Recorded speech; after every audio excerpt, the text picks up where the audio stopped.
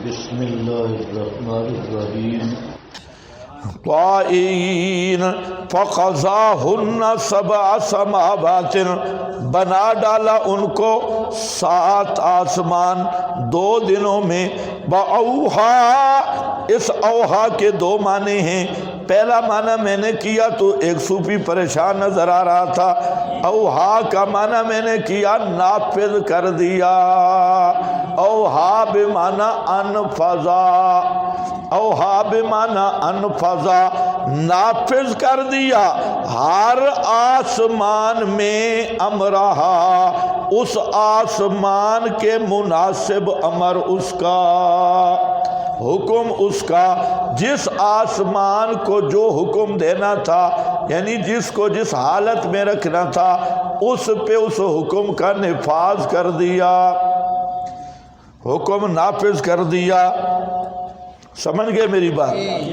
ایک تقریر یہی ہے جو میں نے کر دی کہ آسمان و زمین پورا جہان، اس میں اللہ نے ایک ادراک بسیط رکھا ہوا ہے، اور اس ادراک بسیط کی بنا پر خطاب الہی کو سمجھتی بھی ہے ہر چیز، اور ہر چیز اللہ کی تسبیح بھی کرتی ہے جو اللہ جانتا ہے، ولیکن لا تفقہون، لیکن تم اس کو سمجھ نہیں سکتے۔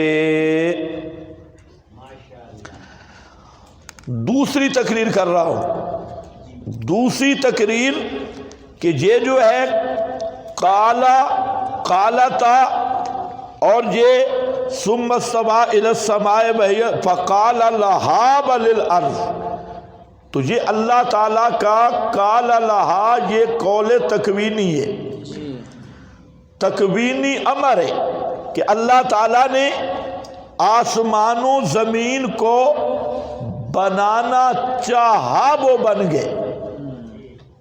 تو مراد اس سے کیا ہے؟ امر تکوینی ہے، یعنی وہاں کوئی یہ قول نہیں تھا، سننا نہیں تھا، جاننا نہیں تھا۔ اسی طرح ام من شیء الا یسبح میں بھی یہ تسبیح حالی ہے، تسبیح کیا ہے؟ حالی ہے، تسبیح حالی ہے۔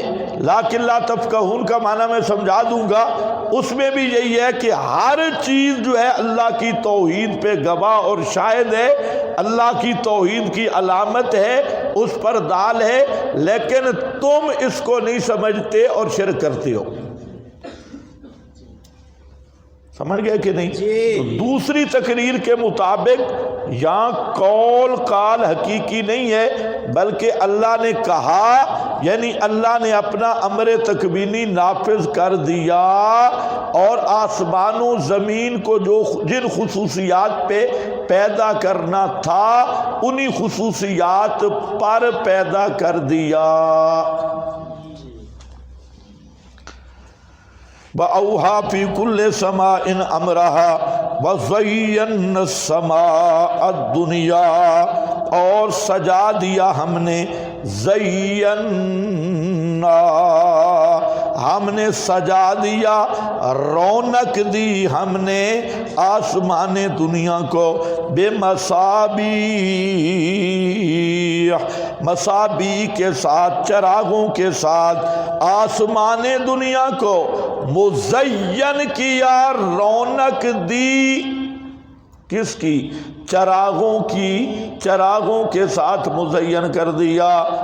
اب بات شروع ہو گئی، پرانے فلسفی کہتے تھے کہ ستارے کرسی میں لگے ہوئے ہیں۔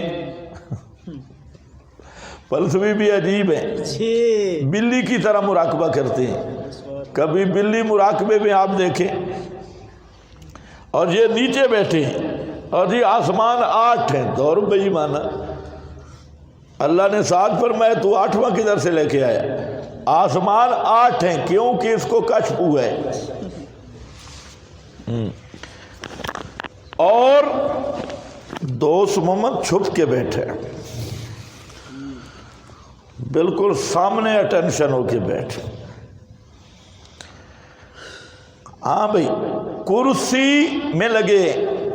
آج کے سائنسدان کہتے ہیں کہ یہ جو سیارے وغیرہ یہ اپنے وہ گلیکسی اور کہکشاں اور یہ فاصلے موجودہ سائنس تو یہ نیچے نیچے فضا اور خلا میں، ہم کہتے ہیں چاہے وہ خلا میں ہوں چاہے جدھر بھی ہوں، جہاں قرآن اور بات کر رہا ہے زین السماء، ستارے جہاں بھی ہوں ان کی رونق آسمان دنیا پہ ظاہر ہوتی ہے۔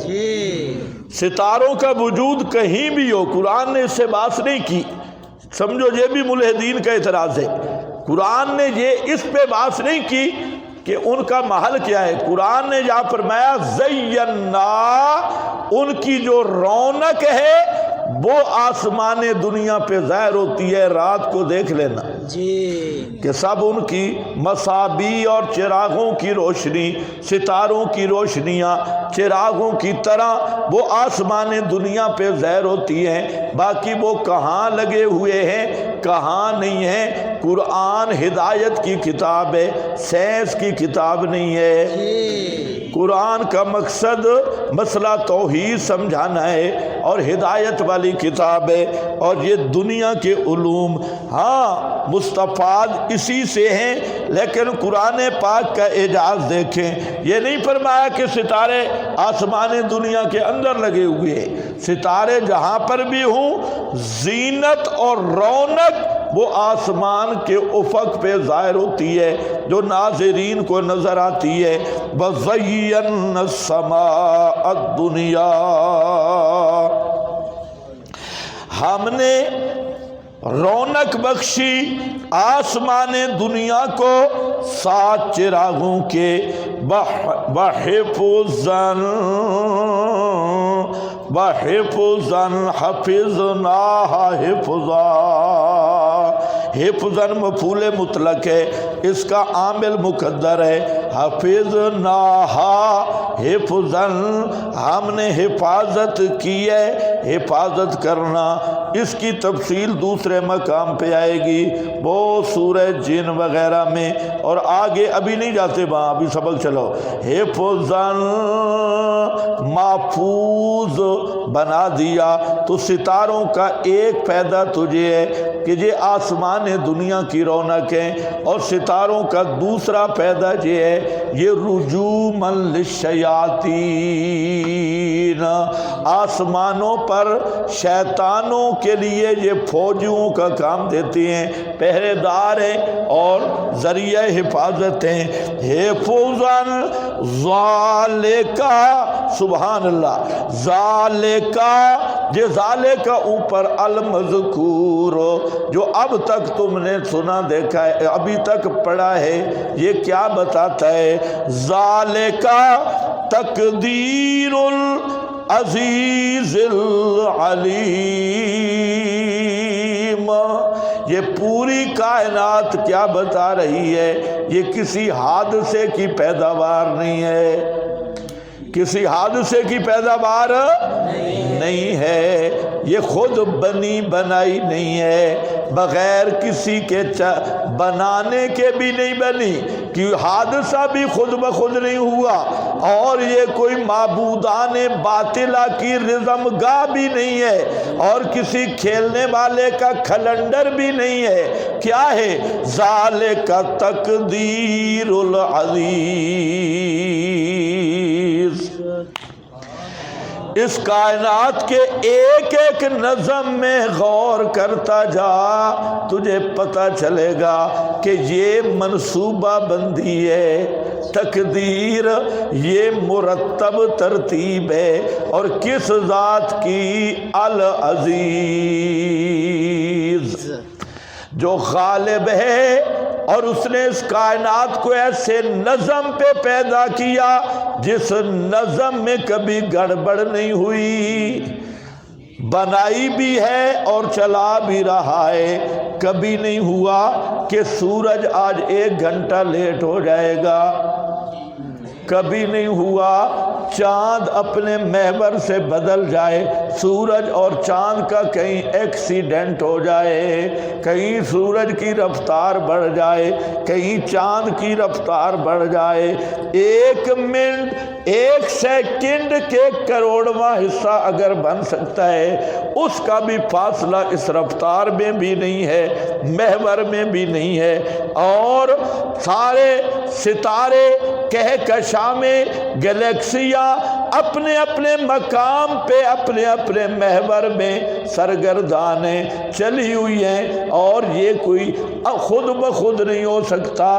ذالک تقدیر العزیز، العزیز یہ وہ غالب ہے جس کے سامنے کوئی سرکشی نہیں کر سکتا۔ پوری کائنات ایک منظم مرتب نظام کے تحت چل رہی ہے، تو اس سے بنانے والے کا عزیز ہونا بھی معلوم ہو رہا ہے، وہ کوئی کمزور ذات نہیں ہے۔ جیسے بنائی بڑی مضبوط بنائی، جو ترتیب رکھی بڑی کامل رکھی، ورنہ آپ دیکھ لیں ہم گندم جمع کرتے ہیں طلباء کے لیے، اندازہ ہمارا یہ ہوتا ہے کہ انشاءاللہ 8 مہینے کافی ہے، اور 2.5 مہینوں کے بعد ختم، اور طالب علم 150-200 طالب علم، اندازہ بڑے بڑے فلسفی، اور تمہارا جو وزیر خزانہ ہے اسے بھی خوراک ہے، اسے بھی پوچھ لو۔ پاکستان میں ذخیرے ہوتے ہیں خوراک کے، اور ہر سال جو اندازے لگاتے ہیں وہ بھی دیکھ لو، تو دنیا کا کوئی مخلوق جو اندازہ لگا ہی نہیں سکتی، ہو ہی نہیں سکتا۔ یہ تقدیر العزیز ہے کہ پہلے 2 دنوں میں قیامت تک پوری مخلوق کے لیے جو ذخائر جس چیز کی ضرورت تھی، آکسیجن کتنی ضرورت ہے، ہائیڈروجن کتنی ضرورت ہے، پانی کتنا ضرورت ہے، خوراک کتنی ضرورت ہے، گندم جو چھولے گنتی میں بھی نہیں آتے، فلاں چیز کی کتنی ضرورت ہے، یہ سارے پہلے دن رکھے، ہزاروں سال گزر گئے، ابھی تک ختم نہیں ہوئے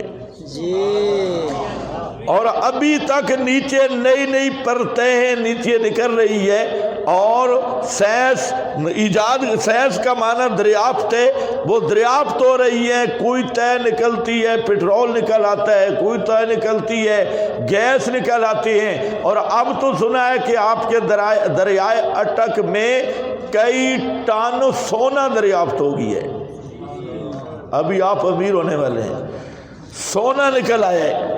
تو نئی دریافات یہ ساری دنیا لگی ہے نکالنے پہ، اور وہ خزانے ختم ہی نہیں ہو رہے، تو یہ ہے ذالک تقدیر العزیز۔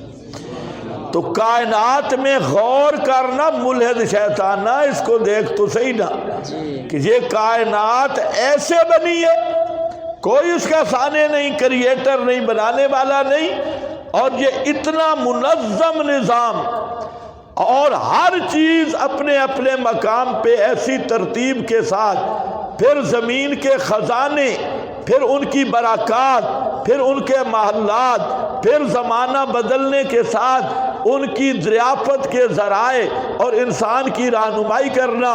کس کو پتا تھا کہ سعودی عرب کی زمین کے نیچے خزانے موجود ہیں؟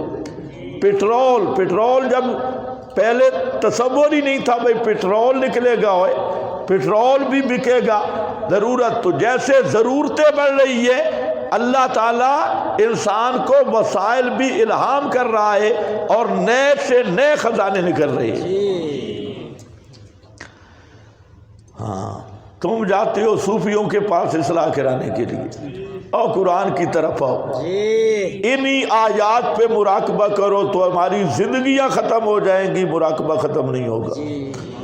انہی کو دیکھ لو، ذالک تقدیر العزیز العلیم، بڑی مناسب صفات جہاں ذکر کی، یہ تقدیر ہے العزیز کی جو کر سکتا ہے، العلیم جو سب کچھ جانتا ہے۔ یہ دونوں صفتیں بھی اسی نظم سے ثابت ہو گئیں۔ حاصل کیا نکلا؟ دلیل کیسے بنی؟ اللہ فرماتے ہیں او مشرکو،